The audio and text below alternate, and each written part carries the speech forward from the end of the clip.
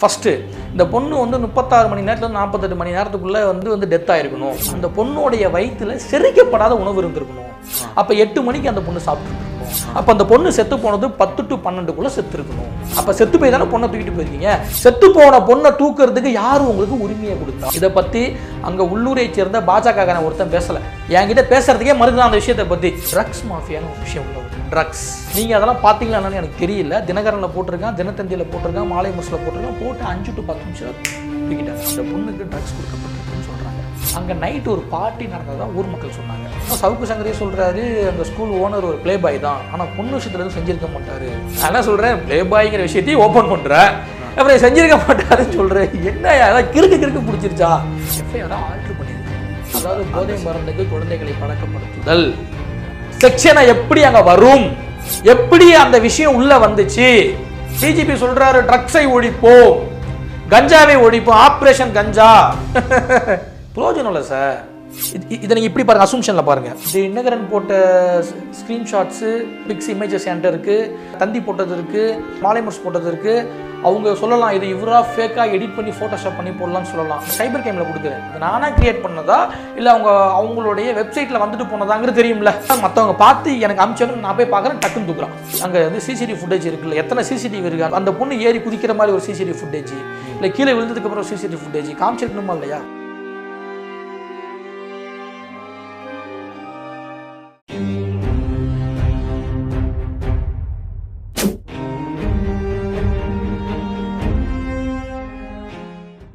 பேரலை நேயர்களுக்கு வணக்கம். இன்றைய நமது நேர்காணலில் திரு சத்யபிரபு அவர்கள் இணைந்திருக்கிறார். சார் வணக்கம். வணக்கம் சார்.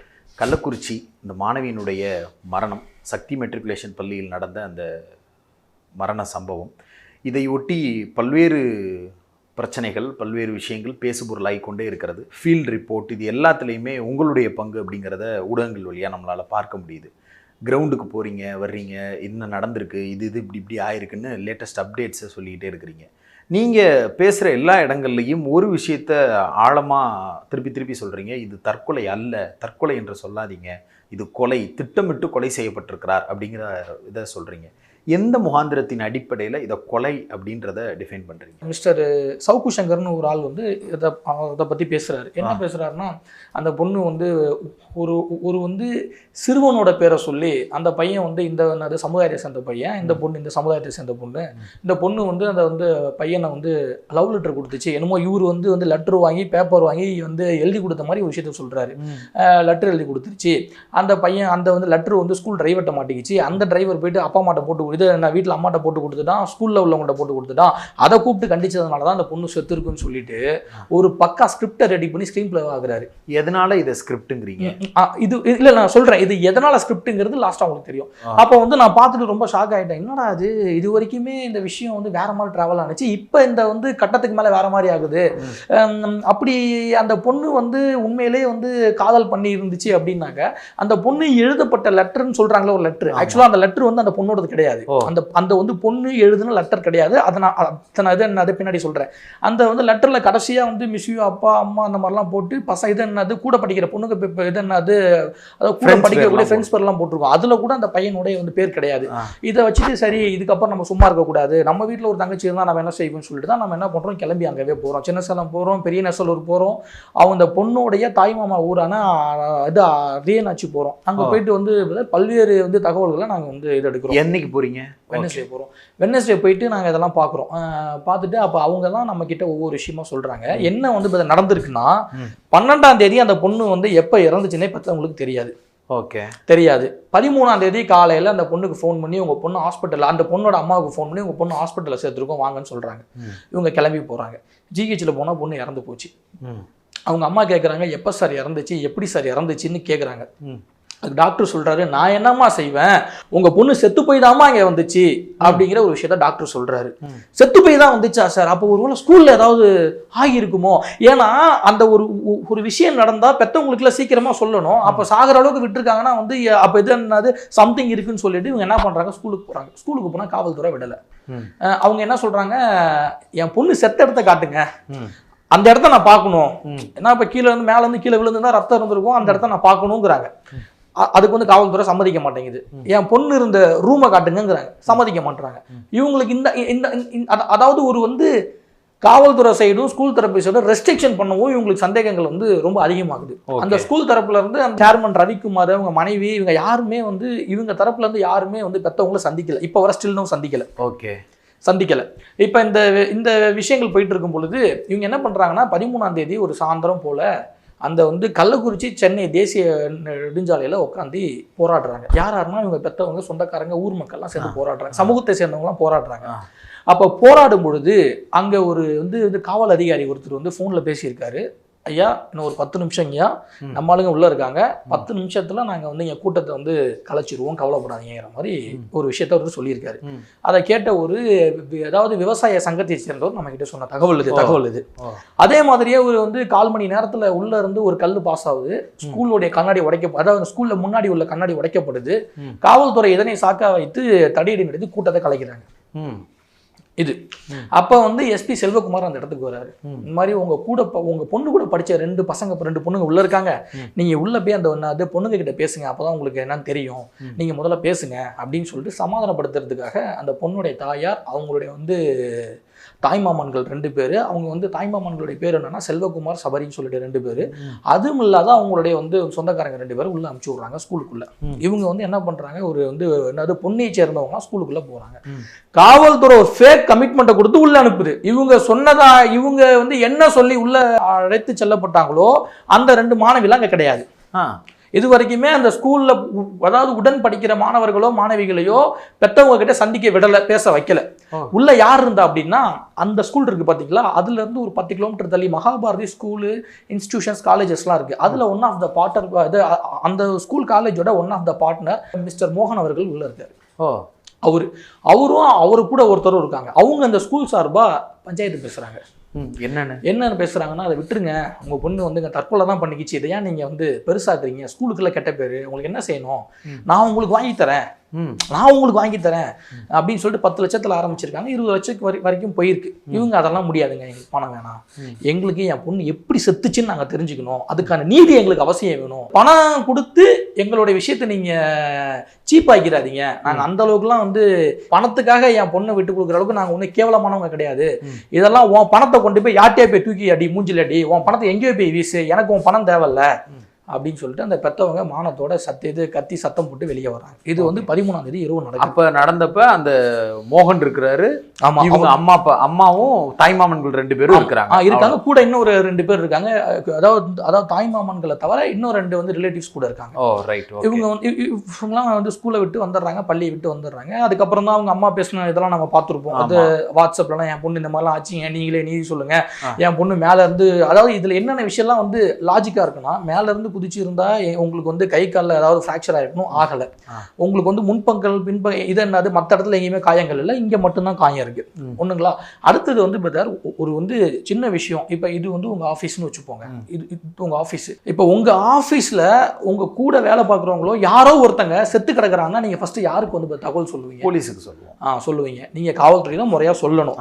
காவல்துறைக்கு நீங்க வந்து தகவல் சொன்னா காவல்துறை நேரடியா வருவாங்க, ஆம்புலன்ஸ் முன்னாடி அவங்க தான் வருவாங்க. அவங்க வந்து அந்த இடத்த மார்க் பண்ணி மேப் போட்டு இது வந்து எப்படி தற்காலிகமா நடந்துச்சா, இயற்கையில நடந்துச்சா, இல்ல யாராவது செஞ்சிருக்காங்களாங்கிற மாதிரி சில விஷயங்கள்லாம் பார்ப்பாங்க, இன்வெஸ்டிகேஷன் பண்ணுவாங்க. ஆனா பள்ளி நிர்வாகத்தின் சைட்ல இருந்து அவங்க சொல்லும்போது உயிரோடு இருந்ததா தானே அம்மாட்ட பேசியிருக்கிறாங்க.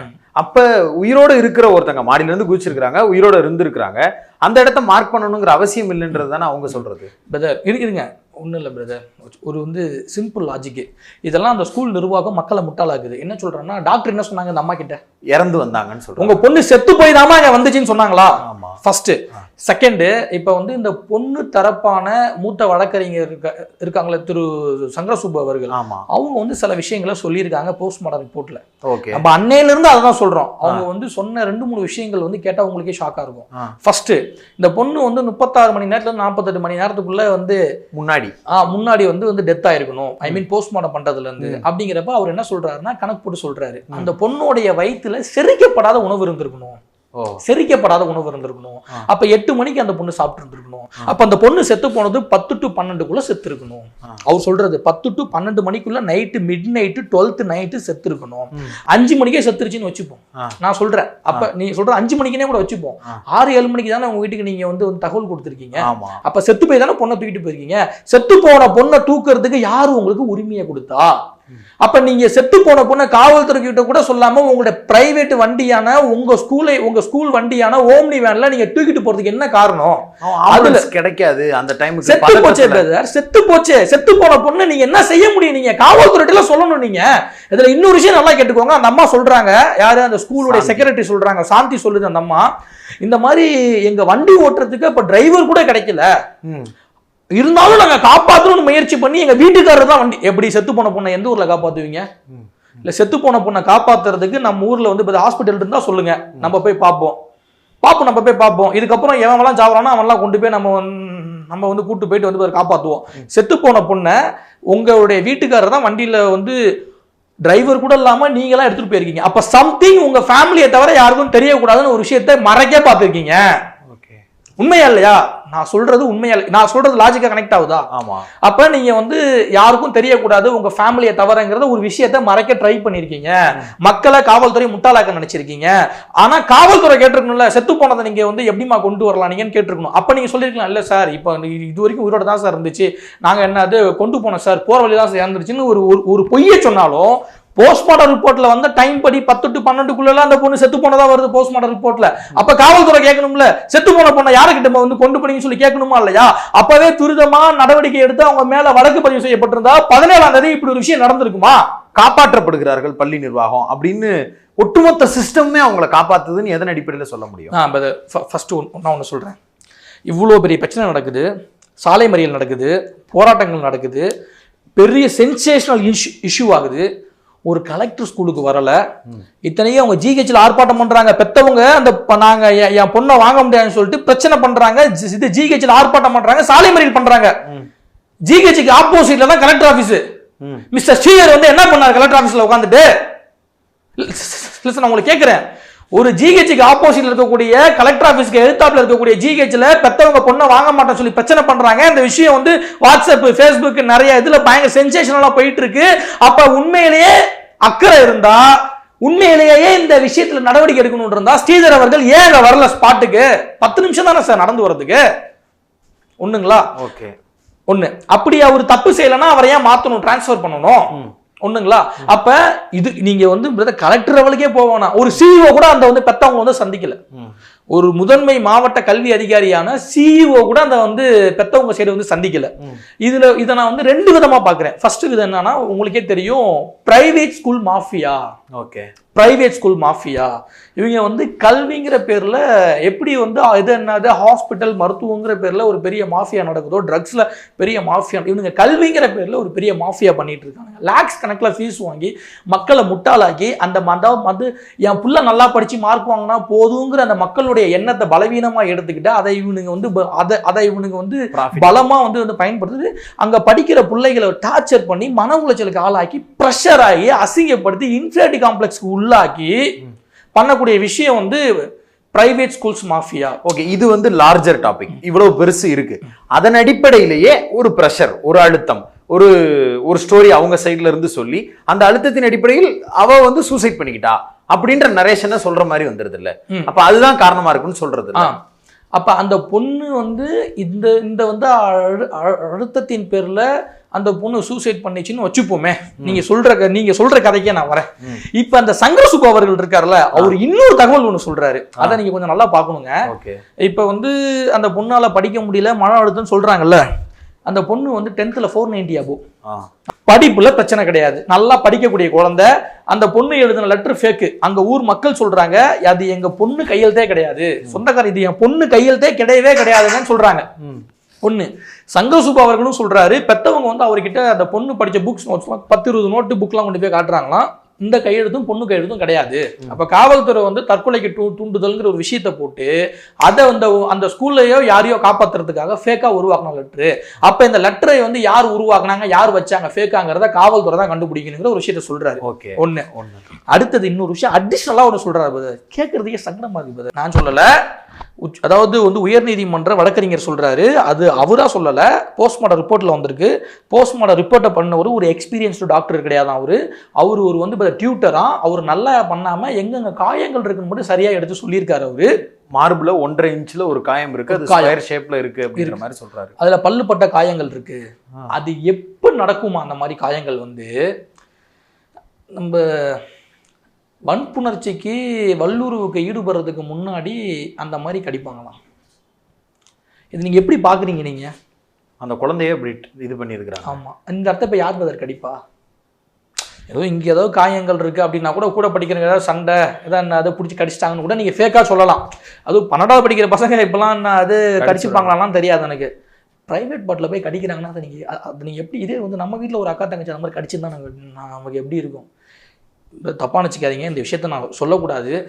ஏன்னா அது ஒரு பொண்ணு, இந்த மாதிரியான அந்த பொண்ணு மேலே வந்து கலங்கங்கள்லாம் வரும் பொழுது அந்த ஒரு விஷயத்தை மூடி மறைக்கும் பொழுது சில உண்மைகளை சொல்லி தானே ஆகணும். ஓகே, நம்ம அதனால சொல்கிறோம். அப்படிங்கிறப்ப இந்த மாதிரி ஒரு விஷயம் நடக்கும். இதை எப்படி நீங்கள் வந்து சூசைடுன்னு சொல்ல முடியும்? அடுத்தது அவர் இன்னொரு விஷயம் சொல்கிறாரு, கடுமையான ஆயுதங்களில் தாக்கப்பட்ட காயங்கள் இருக்குது. ஓகே, போஸ்ட்மார்ட்டம் ரிப்போர்ட்டில். ஆமாம், கடுமையான ஆயுதங்களால் தாக்கப்பட்ட காயங்கள் இருக்குது. நான் சொல்லலை பிரதர், அவர் சொல்கிறாரு, டாக்டர் சொன்னதை அவர் சொல்கிறாரு. அப்போ நீதிபதி கேட்டிருக்காரு, யார்கிட்டனா வந்து கேஎம்சியில் ஒரு இது வேலை பார்க்கக்கூடிய ஃபோரன்சிக் டிபார்ட்மெண்ட்டில் ரொம்ப வந்து எக்ஸ்பர்ட்டான ஒரு டாக்டர் கூப்பிட்டு கேட்குறாரு, சார் இதுக்கப்புறம் 3வது போஸ்ட்மார்ட்டம் பண்ணுனா ஒரு வேலை வந்து ரேப்க்கான தடயங்கள் எடுக்க முடியுமாங்கிறாரு. மேடம் அது ரொம்ப கஷ்டம் சார், அது ரொம்ப கஷ்டம். ஏன்னா என்னது பாடி ரொம்ப நாளாகிடுச்சு, அந்தளவுக்கு சாத்தியம் இல்லை. வேணும்னா நம்ம அங்கே பண்ணின வீடியோஸு இதெல்லாம் வச்சு நம்ம ஒரு இண்டிபெண்டன்ட் டீமுக்கு அனுப்புவோம், அதை வச்சு அதை பார்த்து வேணால் நம்ம எதாவது சொல்லலாங்கிற மாதிரி அவர் சொல்கிறாரு. அதுக்கு அவங்க வந்து ஜிப்மர் ஹாஸ்பிட்டலுடைய வந்து டீம்ஸ்ட்டை கொடுக்க சொல்லிடலாம். சில இதெல்லாம் சில ஆர்டர்ஸ்லாம் வந்திருக்கு. நீதிபதி தரப்புலையுமே ஒத்துட்டு இருந்திருக்காரு, இந்த பொண்ணு வீட்டு சைடால் வன்முறை ஏற்படலை, இவங்களால வன்முறை வந்து ஏற்படலைங்கிற விஷயத்த அவருமே அது கோர்ட்டு ஏற்றுட்டுச்சு போல. இதெல்லாம் வந்து இவர் மிஸ்டர் சங்கரசுப்பு அவர்கள் சொல்கிறாங்க. ஓகே, அப்போ இதெல்லாம் வச்சு பார்க்கும் பொழுது சூசைடு நீங்கள் எப்படி சொல்ல முடியும்? ஒரு பொண்ணு இறந்துருக்கு, அந்த கொலையில் மர்மம் இருக்கிறது அப்படின்னு எஃப்ஐஆர் பதிவு செய்யப்படுகிறது அப்படின்னா முதல்ல போஸ்ட்மார்ட்டம் பண்ணும்போதே பேசிக்காவே அவங்க பிறப்புறுப்பு அதுல பாதிப்பு இருக்கா இந்த மாதிரியான விஷயங்கள்ல தான் போஸ்ட்மார்ட்டமே ஆரம்பிப்பாங்க. அதையே பண்ண மாட்டாங்க, அதையே பண்ணலன்னு சொல்றது வந்து இட்டு கட்டுறாங்க அப்படின்னு ஒரு கதை சொல்றாங்க. ஆமா பிரதர், உண்மையிலே நியாயமா பார்த்தா இந்த இடத்துல ஒரு இருந்துச்சு இல்ல, அதுல வந்து கண்டிப்பா அந்த எச்சி ஏதாவது இருந்திருக்கும். அதுல இருந்து அவங்க சில சாம்பிள்ஸ் எடுத்து டிஎன்ஏ பட்டதாலே முடிஞ்சிருக்கும். செய்யல. அப்ப இவங்கெல்லாம் ஒரு டீமா யாரையோ காப்பாத்துறதுக்கு வேலை பார்த்துருக்காங்க. யாரை காப்பாத்துறதுக்கு இந்த வேலை இருக்குன்னு நினைக்கிறீங்க? ஸ்கூலை காப்பாத்துறதுக்கு. அதுக்கு தான் ஃபர்ஸ்ட் ரீசன் சொல்லிட்டேன், மாஃபியான்னு சொல்லிட்டேன். ஏதோ பிரைவேட் ஸ்கூல் மாஃபியா. அவங்க இன்னொரு வந்து அந்த ஸ்கூல் வந்து யாரோட ஸ்கூலுங்கிறது ஒரு விஷயத்தை நீங்க வந்து நான் சொல்லியிருப்பேன் அப்பயே ஆரம்பத்தில், ஒரு கனெக்ஷன் இருக்கு, ஒரு பாண்டிங் இருக்குன்னு சொல்லியிருப்பேன். அந்த ஸ்கூலோடைய ரவிக்குமார் யார்? அவர் அந்த பகுதியுடைய அந்த பள்ளியினுடைய ஓனர். அதை தாண்டி அவர்னா ஆர்எஸ்எஸ் பின்புலம் இருக்கு. ஆர்எஸ்எஸ் பின்புலம், அவரு ஒரு ஆர்எஸ்எஸ் காரர். இன்னொரு விஷயம் சொல்கிறேன், நீங்கள் கொஞ்சம் நல்லா கேட்டுக்கோங்க. இப்போ வந்து பிரதர் அந்த ரவிக்குமாருங்கிறது சங்கத்தில் ரொம்ப நாள் ஆர்எஸ்எஸ்ல இருக்காரு. அவர் எந்த அளவுக்கு இருக்காருன்னா அங்கே ஷாகாக்கள் வந்து ரெகுலராக நடக்கும். அது போக வந்து பார்த்தீங்க அப்படின்னாக்க அந்த ஸ்கூல் இருக்குது பார்த்தீங்களா, அங்கே தான் கேம்ப்ஸ் நடக்கும், முகாம்கள்லாம் நடக்கும், 20 நாள் அந்த மாதிரிலாம் நடக்கும். நிறைய அளவில் வந்து நிதி உதவி பண்ணியிருக்காரு. இன்றைக்கி சென்ட்ரல் கவர்மெண்ட்டில் பயங்கர பவரில் இருக்காங்க, பெரும்பான்மையாக இருக்காங்க. இன்றைக்கி அவங்களுடைய தலையீடுகள் வந்து ஸ்டேட் கவர்மெண்ட், எல்லா ஸ்டேட் கவர்மெண்ட்லேயும் இருக்குது. அதான் உண்மை. என்ன தான் வந்து மாநிலத்தில் வேறு கட்சி ஆட்சிகள் செஞ்சாலும் இப்போ உள்ள பாஜகவுடைய பலம் அதிகமாக இருக்கிறதன் காரணத்தினால உங்களுடைய இன்ஃப்ளூயன்ஸ் வந்து தமிழ்நாட்டில் உண்டு. இது டிஜிபி சைலேந்தர் பாபு அவர்களுக்கும் தெரியும். நான் சொல்றது உண்மையா பொய்யாகிறது அவருக்கு தெரியும். அவங்களுடைய வந்து இன்ஃப்ளூயன்ஸ் வந்து பெரிய அளவில் உண்டு. இன்னொன்று, இன்னைக்கு பாஜக ஆட்சியில் இருந்தாலும் பாஜகவுக்கு ஹெட் யாரு? என்னதான் நரேந்திர மோடி பிஎம்ஆ இருந்தாலும், திரௌபதி முர்மு இன்னைக்கு வந்து பிரசிடென்ட் ஆயிருந்தாலும் இவங்களுக்கு ஹெட் யாரு? ஆர்எஸ்எஸ்ல உள்ள மோகன் பகவத் அவர்கள். அவங்க தான் வந்து சச்சங்க சாலன், ஐ மீன் வந்து அகில பாரத தேசிய தலைவர். அவங்க கொடுக்குற குறிப்புகளை தான் இவங்களே ஃபாலோ பண்ண முடியும். அவங்கள மீறி எதுவுமே செய்ய முடியாது. இது சங்கத்தில் உள்ள கட்சியில் உள்ள எல்லாத்துக்கும் தெரியும். இன்னைக்குமே வந்து பார்த்தீங்க அப்படின்னா ஆர்எஸ்எஸ்ல இருந்து வரக்கூடிய குறிப்புகளை தான் கீழே வரைக்கும் ஃபாலோ பண்ணுவாங்க. கட்சிக்குள்ளேயே. ஆமாம், கட்சிக்குள்ளேன்னு இல்லை, ஆர்எஸ்எஸ் கீழே ஏகப்பட்ட சங் பரிவார அமைப்புகள் இருக்கு. அதெல்லாம் வந்து என்ன பண்ணுவாங்கன்னா, ஒரு மாதிரி முக்கியமான இஷ்யூஸ் அப்போ விவித சேத்திர பைட்டக்குன்னு ஒன்று போடுவாங்க. விவித சேத்திர பைட்டக் அப்படின்னா சங் பரிவாரில் உள்ள எல்லா அமைப்பில் உள்ள ஆட்களும் வருவாங்க. அந்த சங் பரிவாரில் அரசியலுக்குன்னு இருக்கக்கூடிய அமைப்பு தான் பாஜக, அவங்களும் வருவாங்க. இவங்களுக்குலாம் அந்த சங்கத்தில் அந்த கோட்டத்துக்கு ஒருத்தங்க வந்து விபாக் பிரச்சாரக்குன்னு ஒருத்தங்க இருப்பாங்க. அவங்க கொடுக்குற குறிப்பை தான் நீங்கள் ஃபாலோ பண்ணணும். இது உண்மை, நான் இருந்திருக்கேன், நான் பார்த்துருக்கேன், எனக்கு தெரியும். நான் சொல்றது உண்மையா போயாங்கிறது காவல்துறைக்கும் தெரியும், உளவுத்துறைக்கும் தெரியும், நான் எது சொல்லக்கூடிய சங்கத்துக்கும் இது தெரியும். அந்த அளவுக்கு ஒரு வந்து ஸ்ட்ராங்கா இருக்காங்க. அப்படிங்கிறப்ப அவங்க சென்ட்ரல் கவர்மெண்ட்ல ரொம்ப லிங்கா கான்டாக்டா இருக்காங்க. இது ஒண்ணுங்களா. அடுத்தது பாருங்க, இவர் இந்த மாதிரி செய்யறாரு. இந்த ஸ்கூலை தாண்டி மகாபாரதி ஸ்கூல் காலேஜ் சொன்னால, அவரு வந்து ஒரு பக்கம் ஆர்எஸ்எஸ் காரரு. அவருமே பாத்தீங்கன்னா ஷாகாக்கள் கேம்புக்கெல்லாம் பண்ணியிருக்காரு, சில விஷயம் சப்போர்ட் பண்ணியிருக்காரு. அவரு கூட சப்போர்ட்டுக்கு வராரு. இதுல வரவங்க எல்லாமே அதுல உள்ளவங்க சொல்ல அம்மாவையும் தாய் மாமாவையும் கூப்பிட்டு பேசுறதுக்கு உட்கார்ந்தாரு மோகன், அவரை சொல்றீங்க. அவரு வராரு, அவரு இந்த ஸ்கூலுக்காக வக்காலத்து வாங்குறாரு, பஞ்சாயத்து பண்றாரு. இப்ப அண்ணாமலை அவர்கள் வந்து ரீலூர்ல லாவண்யாங்கிற பொண்ணு செத்து போனதுக்கு எந்த அளவுக்கு பில்டப்ஸ் கொடுத்து தேசிய பிரச்சனை ஆக்குனாரு. அந்த அண்ணாமலை இப்ப தூங்கிட்டு இருக்காரா? ஏன் வரல அந்த ஸ்கூலுக்கு? எதனால வரல? இதையும் தாண்டி இன்னொரு விஷயம் சொல்றேன். அந்த கட்சியில் இந்த ரெட்டின்னு ஒருத்தர் இருப்பார், அமர் பிரசாத் ரெட்டின்னு சொல்லிட்டு ஒருத்தர். இது ரொம்ப ஃபன்னியாக பேசுவார், பேருக்கு பக்கத்தில் ஜாதி பேரை போட்டுக்கிட்டு சோஷியல் ஜஸ்டிஸ்லாம் பேசுவார். அது எப்படிப்பட்ட இது நமக்கு தெரியல. அவர் ஒரு விஷயம் சொல்கிறார். என்ன சொல்கிறாரு அப்படின்னாக்க, இது வந்து சென்ட்ரல் கவர்மெண்ட்டுக்கு கெட்ட பேர் ஏற்படுத்துறதுக்காக, இந்தியாவுக்கு கெட்ட பேர் ஏற்படுத்துறதுக்காக ஸ்டேட் கவர்மெண்ட்டாக ஏன் அதை பண்ணக்கூடாதுங்கிறாரு. இந்த வந்து கலவரத்தை இதை வந்து ஸ்டாலினோட அரசு தான் பண்ணுச்சுன்னு சொல்றாரு. இந்த வீடியோஸ் இருக்கு, நானும் உங்களுக்கு காட்டுறேன் பாருங்க. இருக்கு நான் அப்போ சொல்றது புரிதுங்களா உங்களுக்கு? அவங்க வந்து எப்படி வந்து ஒரு விஷயத்தை வந்து மேல இருக்கக்கூடிய அந்த பிரச்சனையை குறித்து பேசாம அதை வேற ஒரு டைமென்ஷன்ல அவங்க பேசுறதே வந்து இப்போ வந்து கலவரத்தை கையில் எடுத்துறாரு. இதான் நான் சொன்னேன், சரிங்க ரெட்டி காரு, நீங்க சொல்ற மாதிரியே வச்சுப்போம் ரெட்டி காரு. அப்ப நான் ஒரு இதுல பாக்குறேன், பார்வையில பாக்குறேன். என்னன்னா, ஃபர்ஸ்ட் பார்வை, இப்ப இந்த ஸ்கூல்ல வந்து ஏகப்பட்ட விரும்பத்தகாத மரணங்கள் நடந்திருக்கு. இது எல்லாத்துக்கும் தெரிஞ்சிருச்சு. இப்ப இனிமே அதை மூடி மறைக்க முடியாது. அப்ப இங்க வந்து நிகழ்த்தப்பட்ட மரணங்களுக்கெல்லாம் நீங்க ஷாகா நடத்தின முகாம்கள் நடத்தின உங்க ஆர்எஸ்எஸ் தான் காரணம்னு நான் ஏன் சொல்லக்கூடாது? நான் யார் அப்படி பார்க்க கூடாது? ஃபர்ஸ்ட் பார்வை. செகண்ட் பார்வை, இந்த ஸ்கூலை வந்து உங்க ஸ்கூலு, அது உங்களுடைய வந்து தாய் கழகமான ஸ்கூல். அதனாலதான் நீங்க அதை பத்தி பெருசா பேசல. சும்மா பேருக்கு மெப்பனிக்கு சிபிஐ விசாரணை வேணும்னு சொல்லிட்டு இழுத்து மூடிட்டு போயிட்டீங்க. அது அது அது என்னன்னு வச்சுக்கோங்க, பொலிட்டிக்கலாக பண்ணிட்டு ரொம்ப என்னது டெப்த்தாக இறங்காமல், இதுக்குன்னு ஒரு பெரிய அளவுலலாம் பண்ணாமல் டெப்த்தாக இறங்கிட்டீங்க.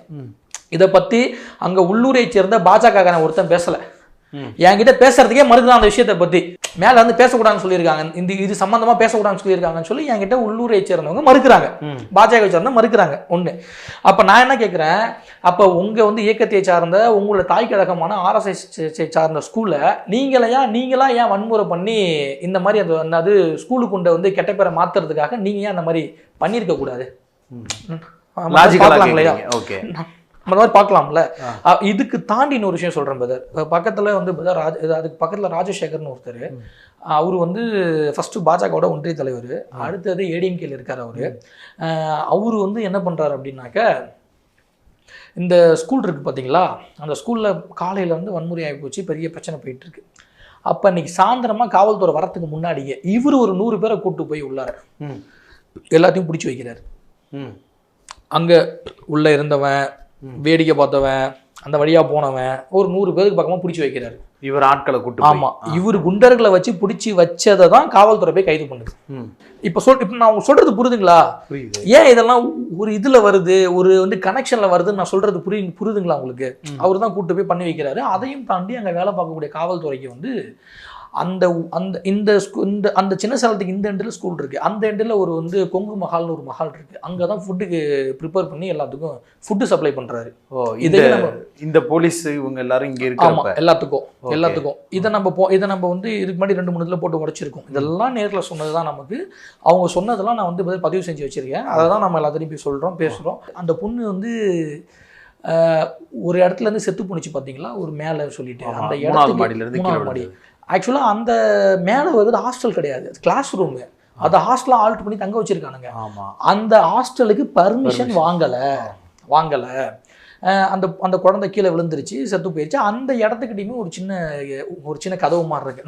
நாங்களாம் போயிருந்தோம், சுற்றிலாம் பார்த்தோம். இப்போ அது ரீசெண்டாக போயிட்டு அது ஃபுட்டேஜஸ்லாம் எடுத்துகிட்டு, நான் ரிப்போர்ட்டர்ஸ்லாம் போயிட்டு ஃபுட்டேஜஸ்லாம் எடுத்துகிட்டு வந்தோம்.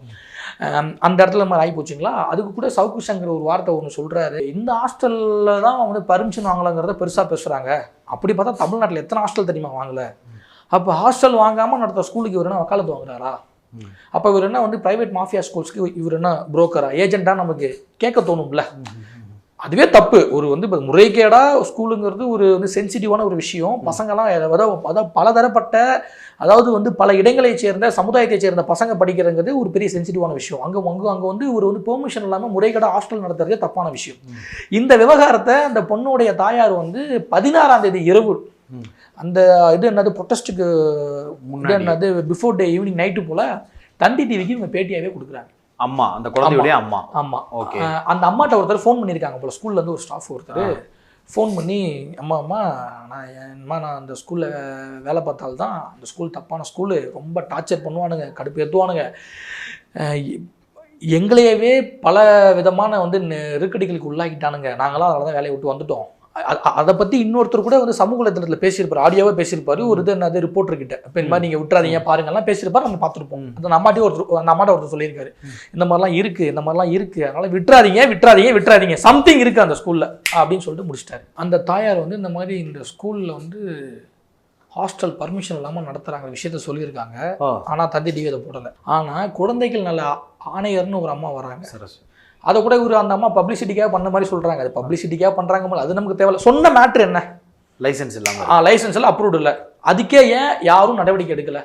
அதை முறையாக இன்ஸ்பெக்ஷன் பண்ண வேண்டிய கல்வி என்னது மாவட்ட முதன்மை கல்வி அலுவலர் சிஇஓ என்ன போனார்? அதை வந்து அவரை முறையாக இன்ஸ்பெக்ஷன் பண்ண வேண்டிய கலெக்டர் என்ன பண்ணார்? அப்போ பல வருஷமாக ஒரு வந்து முறைகேடாக மாணவர்களை தங்க வச்சு படிக்க வைக்கிறாங்கன்னா அப்போ வந்து யாருமே இன்ஸ்பெக்ஷன் போலையா? அப்போ அந்த ஸ்கூல் தாந்தோண்டித்தனமாக நடந்துட்டு இருந்திருக்காங்கிற கேள்வி வருது இல்லை? ஆரம்பத்தில் ஸ்கூலில் சம்திங் தப்பு இருக்குது, முறைகேடு இருக்குது, முரணான வேலைப்பாடுகள் இருக்குங்கிறது நமக்கு இதில் வந்து வெட்ட வெளிச்சமாக தெரியுது. இப்போ சங்கர் சுப்பு அவர்கள் நிறைய விஷயம் சொல்லியிருக்காங்க. அது வந்து எஃப்ஐஆரில் வந்த விஷயங்களை சொல்லியிருக்காங்க. இது வந்து எப்படின்னா ரேப் செய்யப்பட்டிருப்பா, அதாவது வந்து ரேப் செய்யறதுக்கு தூண்டப்பட்டு இல்லை அதுக்கு வந்து கட்டாயப்படுத்தப்பட்டு கூட வந்து கொலை செய்யப்பட்டிருக்கலாம். இது வந்து கண்டிப்பாக தற்கொலை கிடையாது அப்படின்னு சொல்லிட்டு மிஸ்டர் மூத்த வழக்கறிஞர் திரு சங்கரசுப்பு அவர்கள் சொல்றாங்க. இதுக்கும் மேல நமக்கு ஒரு வந்து கேள்வி ஒன்று வருது. அதை ஊடகங்களும் போட்டு ஒரு 5 நிமிஷம் தூக்கிட்டாங்க. அது பெரிய ஒரு ஷாக்கான விஷயம். அது ரொம்ப சென்சிட்டிவான ஒரு விஷயம். அது இதில் இன்னொரு மாஃபியா இப்போ தான் உள்ளே வருது, ட்ரக்ஸ் மாஃபியான்னு ஒரு விஷயம் உள்ளே வருது. ட்ரக்ஸ் மாஃபியான்னு விஷயம் உங்களுக்கு வந்து கேட்குறதுக்கே பதட்டமாக இருக்கும். நீங்கள் அதெல்லாம் பார்த்தீங்களா என்னன்னு எனக்கு தெரியல. தினகரனில் போட்டிருக்கான், தினத்தந்தியில் போட்டிருக்கான், மாலை முரசில் போட்டிருக்கான், போட்டு 5 to 10 நிமிஷம் தூக்கிட்டாங்க. அந்த வந்து பொண்ணு இருக்கு இல்லைங்களா, அந்த பொண்ணுக்கு ட்ரக்ஸ் கொடுக்கப்பட்டிருக்குன்னு சொல்கிறாங்க. அங்கே நைட்டு ஒரு பார்ட்டி நடந்ததாக ஊர் மக்கள் சொன்னாங்க. அங்கே பார்ட்டிக்கெலாம் நடந்துச்சு. அந்த பசங்கள்லாம் அந்த ஸ்கூலோடைய ஓனர் பசங்கள்லாம் இருந்தாங்க. ஃபஸ்ட்டு அந்த ஸ்கூல் ஓனர் பையன் வந்து கொஞ்சம் சைக்காலஜிக்கல் பிரச்சனை இருக்குது, அதனால் அந்த பையன் ஸ்கூலுக்குள்ளே கொஞ்சம் வந்து நிறைய விரும்பத்தகாத செயல்கள்லாம் செய்வாங்கிற மாதிரி ஊர் மக்கள் சொன்னாங்கன்னு நான் தான் சொல்லியிருக்கேன், ஃபஸ்ட்டு சொல்லியிருக்கேன். இப்போ அந்த பையன் இப்போ அந்த பசங்க எங்கே இருக்காங்கன்னு தெரிலன்னு சொல்லியிருக்கேன் நான். அது மட்டும் இல்லாமல் சவுக்கு சங்கரே சொல்கிறாரு, அந்த ஸ்கூல் ஓனர் ஒரு ப்ளே பாய் தான், ஆனால் பொண்ணு விஷயத்துல எதுவும் செஞ்சிருக்க மாட்டார். நான் என்ன சொல்கிறேன், ப்ளே பாய்ங்கிற விஷயத்தையும் ஓப்பன் பண்ற, அப்புறம் செஞ்சிருக்க மாட்டாருன்னு சொல்றேன். என்ன யாராவது கிறுக்கு பிடிச்சிருச்சா ஒரு விஷயம் வருதுங்களா? அந்த வந்து ஆக்சுவலாக அதை நான் சொல்லலை, சரி எனக்கு ஊர் மக்கள் சொல்றாங்கன்னு வச்சுப்போமே. ஒரு விஷயம் வந்து அந்த பத்திரிகை செய்திகளில் வந்துச்சு, என்னன்னா எஃப்ஐஆரை ஆல்டர் பண்ணியிருக்காங்க. ஆமாம், எஃப்ஐஆர் ஆல்டர் செய்யப்பட்டது அதிர்ச்சி தகவல்னு ஒரு செய்தி வந்தது. வந்த உடனேயே ஒரு 5 நிமிடத்தில் அதை எடுத்துக்கிட்டாங்க. அதில் நான் சொன்ன குற்றச்சாட்டு வந்துச்சா இல்லையா? போதை மருந்துக்கு பழக்கப்படுத்துதல், அதாவது போதை மருந்துக்கு குழந்தைகளை பழக்கப்படுத்துதல் செக்ஷனை எப்படி அங்க வரும், எப்படி அந்த விஷயம் உள்ள வந்துச்சு? சாதாரண விஷயமா அது? ஒரு ட்ரக்ஸ்ங்கிறது சாதாரண. இப்ப டிஜிபி சொல்றாரு ட்ரக்ஸை ஒழிப்போம், கஞ்சாவை ஒழிப்போம், ஆபரேஷன் கஞ்சா. பிரயோஜனம் இல்லை சார், பிரயோஜனம் இல்லை. பள்ளி நிர்வாகத்திலே இது நடந்திருக்குங்கிறீங்க. அதாவது அப்ப அந்த வந்து தகவலை நான் எப்படி பாக்குறேன் அப்படின்னா, ஒருவேளை அந்த பொண்ணுக்கு கொடுக்கப்பட்டிருக்கலாம். இதை நீங்க இப்படி பாருங்க, அசம்ஷன்ல பாருங்க. ஓகே, கனெக்டிங் தி டாட்ஸ் சொல்றது. ஓகே, நமக்கு இந்த விஷயம் முன்னாடியே தெரியும், பார்ட்டி நடந்துச்சுன்னு சொன்ன விஷயம் நமக்கு தெரியும், சொன்னாங்க, அதையும் நம்ம சொல்லியிருக்கோம். அடுத்தது அந்த பொண்ணுக்கு இவனுக்கு ஏதோ கொடுத்துருக்கிறதுக்கு வாய்ப்புகள் இருக்கு அப்படின்னு சொன்னாங்க. அதுக்கேற்ற மாதிரி ஒரு சிசிடிவி ஃபுட்டேஜ் ஒன்று வந்துச்சு. ஆமா. அதில் அந்த குழந்தை தள்ளாடி தள்ளாடி சோர்வா போய் படுத்துச்சு. ஆமா. தள்ளாடி சோர்வா உட்கார முடியாம சரிஞ்சா. அது இப்போ இதெல்லாம் நீங்க வந்து கனெக்ஷன் பண்ணி பாருங்களேன். பத்திரிகையில் அந்த மாதிரி ஒரு நியூஸ் வருது. அது என்னன்னா எஃப்ஐஆர்ல ஆல்டர் நடந்தது உண்மையா இருக்கு. அதுக்கு தக்க விளக்கத்தை காவல்துறை தான் கொடுக்கணும். சிபிஐசிடி அதை வந்து கருத்தில் கொண்டு விசாரணை செய்யணும்னு சொல்லுவேன் நான். சிபிஐசிடி ஒழுங்கா செய்யலை அப்படின்னா சிபிஐ தான் விசாரணை செய்யணும்னு சொல்லுவேன் நான். அதுல நம்பிக்கை இருக்கா? அவங்க விசாரிச்சா உண்மை கிடைச்சிரும்ன்ற நம்பிக்கை இருக்கா தெரியல. அப்படி நம்புற சாமானியில நானும் ஒருத்தன். இது வரைக்கும் சிபிஐ விசாரிச்ச எல்லா கேஸுக்கும் வந்து நீதி கிடைச்சிச்சானா கிடைக்கல. இருந்தாலும் கிடைச்சிடாதான்னு சொல்லிட்டு அந்த ஒரு ஏக்கம் இருக்கும் இல்லையா? ஆமா. நம்ம என்ன இவரு காப்பாத்தலாம் அடுத்தது நீங்க அதெல்லாம் அவரு நம்ம அப்படி ஒரு வந்து சாமானியனை வந்து அவ்வளவுதானே செய்ய முடியும். அந்த மாதிரி வந்து கிடைச்சிருமாங்கிற ஒரு நம்பிக்கை. அதனாலதான் குற்றச்சாட்டை நான் வைக்கிறேன். அந்த வந்து பத்திரிகை செய்தியில வந்ததும் உங்களுக்கு தெரியும். இந்த மாதிரி போதை பொருளுக்கு உட்படுத்துதல் வந்து எஃப்ஐஆர் போட்டு மாத்தின மாதிரி ஒரு விஷயம் வந்துச்சு. அப்ப இதெல்லாம் நான் எப்படி அது உடனே ரிமூவ் ஆயிடுச்சு. ஒருவேளை தவறான செய்தியா இருந்திருக்கலாம், அல்லது ஏதோ ஒரு வேற ஒண்ணு கேட்டுட்டு இதா ஒண்ணு போட்டதா இருந்திருக்கலாமே. ஏதோ ஒருத்தன் தவறுதலா போட்டானா சரின்னு சொல்லலாம். எப்படி சொல்லி வச்ச மாதிரி 3 சேனல்ஸ்ல, அதுவும் தினகரன் வந்து டிஎம்கேவை சார்ந்த ஒரு குரூப், அவங்க மாலை முரசு இந்த மாதிரி எல்லாருமே சொல்லி வச்ச மாதிரி எப்படி போடுவாங்க? அப்ப மேல இருந்து ஏதோ ஒரு விஷயம் வந்திருக்கு, பாஸ் ஆயிருக்கு, சில ப்ரெஷர்ஸ் கொடுக்கப்பட்டிருக்கு, அதெல்லாம் டக்குன்னு தூக்கிட்டாங்க. சொல்றது புரிதுங்களா? அவங்க ஒரு இந்த ட்ரக்ஸுங்கிறது ஒரு சென்சிட்டிவான விஷயம். அதை அப்படி அசால்ட்டாலாம் போட்டுற முடியாது பிரதர்.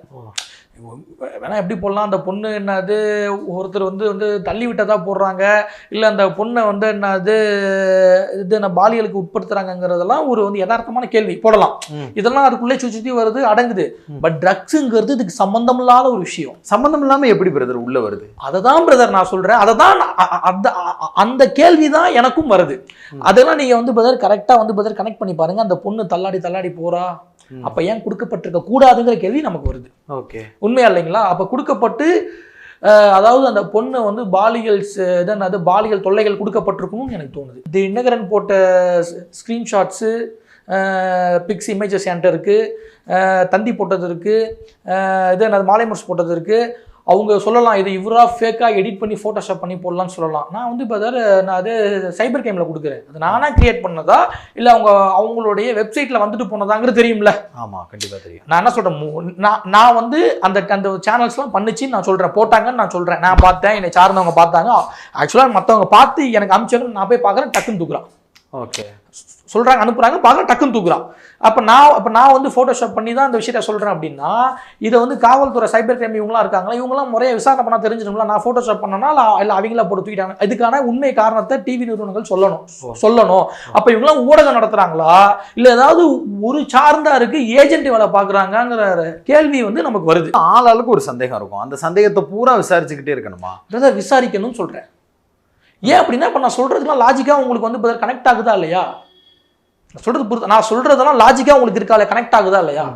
இதுல ஏகப்பட்ட சந்தேகங்கள் இருக்கா இல்லையா?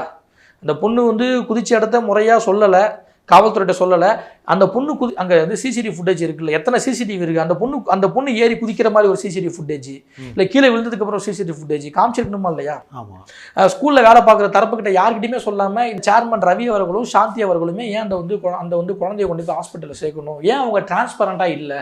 இதையும் தாண்டி போஸ்ட்மார்ட்டம் ரிப்போர்ட்ல கடுமையான ஆயுதங்களால் தாக்கப்பட்டிருக்குன்னு சொல்றாரு மூத்த வழக்கறிஞர் திரு சங்கரசுப்பு அவர்கள். மார்பில் வந்து பல்லு கடிக்கப்பட்டிருக்குன்னு சொல்றாரு. அப்ப இதுல உங்களுக்கு ஏகப்பட்ட சந்தேகங்கள் வரலையா? உங்களுக்கு இதுல லாஜிக்கா அடிக்கலையா? அப்ப அந்த பொண்ணு ஏதோ ஒரு விஷயத்தினாலதான் யாரோ, அதாவது அந்த பொண்ணு இயற்கை மரணம் கிடையாது, தற்கொலை கிடையாதுங்கிறது இதுல உங்களுக்கு வந்து என்னது ப்ரூஃப் ஆகுதா? ஓகே, இந்த வழக்கு இந்த டைரக்ஷன்ல கரெக்டா போகுதுன்னு நினைக்கிறீங்களா? இல்ல, வழக்கறிஞரோடு நீங்க பேசுறீங்க போல இது இன்னொரு சுவாதி கேஸ் மாதிரி மூடி வைக்கப்படும். அதுக்கான அனைத்து வேலைகளும் நடந்து முடிஞ்சிருச்சு. உண்மை. ஏன்னா உங்களுக்கு இவ்வளோ லென்த்தாக வர வேண்டிய அவசியம் இல்லை. இப்போ அந்த பொண்ணை வந்து டிகேஸ் பண்ணிட்டாங்க. அந்த பொண்ணு பாடி திரும்ப நீங்கள் எடுத்து பண்ணாலுமே சில சாம்பிள்ஸ்லாம் கிடைக்காது, சில விஷயம் உங்களால் ப்ரூவ் பண்ண முடியாது. கேஸ் வந்து பெரிய அளவில் ஸ்ட்ராங்காக இல்லை, நீர்த்து போயிடுச்சு. இவ்வளோ விஷயங்கள் நடந்து ஒன்றும் இல்லாமல் ஆக்க செய்யப்பட்டுச்சு. காரணம் ஆதிக்க வர்க்கம், அதிகார வர்க்கம். ஒரு நீண்ட உரையாடல் அந்த கள்ளக்குறிச்சி சம்பவத்தில் தொடங்கி இந்த மரணத்தில் இருக்கக்கூடிய வழக்கறிஞர்கள் வைக்கக்கூடிய சந்தேகங்கள், அது போக சமூக ஊடகங்களில் பரவக்கூடிய பல்வேறு வதந்திகளுக்கு நீங்கள் உங்கள் தரப்பிலிருந்து எழுப்பக்கூடிய கேள்விகள், அதை தாண்டி அந்த இறந்த பாப்பாவுக்கு நடந்த கொடூரமான விஷயங்கள், இவையெல்லாம் ஒரு சந்தேகத்தை எழுப்புது. இதுக்கு வலு சேர்க்கும் விதமாக ஊடகங்களில் ஒரு செய்தி வருது, அந்த செய்தியை எப்படி கடந்து போக முடியுது அப்படின்ற ஒரு ஷாக்கிங்கான பல்வேறு விஷயங்களை இதில் பேசியிருக்கிறீங்க. நிச்சயம் இந்த கோணங்களில் எல்லாம் அரசும் காவல்துறையும் நடவடிக்கை எடுப்பாங்க, விசாரிப்பாங்க அப்படிங்கிற நம்பிக்கை பெறலைக்கு இருக்குது. கருத்துக்களை பகிர்ந்ததற்கு மிக்க நன்றி. நன்றி பிரதர்.